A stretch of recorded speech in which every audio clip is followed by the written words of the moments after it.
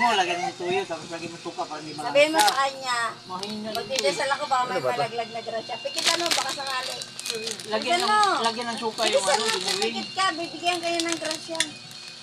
Baka dahil madagdagan mo po yung sahog niya. Magdasal ka muna, sana bigyan ako. Pero muna muna, mag-scatter ako. Kasi marami yan. Meron nga yan. Subukan mo, lalabas yan. Ay, pera mo ng 100 sa ano, Gcash. Para Diba? pag nanalo ako mag-scatter. Huwag yan! May may-ari na yan! May may-ari yan! Hindi ito naka-charge.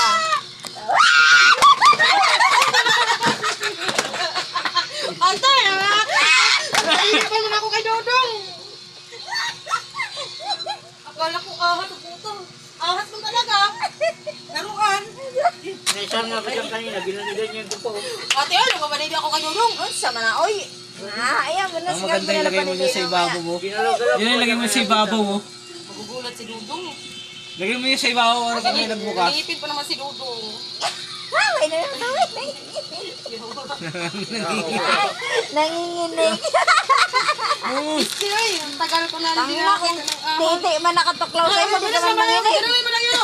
Oo, ganunin lang Ay, yun. Gedon, anong titi man sa kanya na natuklaw? Tingin mo, manginginig pa yan? Kaya nga. Ang Hindi, init. hindi ako manginginig. Titiyak pang mata ko sumusarap. Ulat talaga ako. Ang ingay ko dito ka daw. Si JJ nga kanina doon, nag-isa kumot na hindi nabitawan cellphone. Wala, hindi ako pwede mag-ingat. Grabe na ito. Sige lang yan, wala ka naman katabi dyan paggabi. Ay, nako.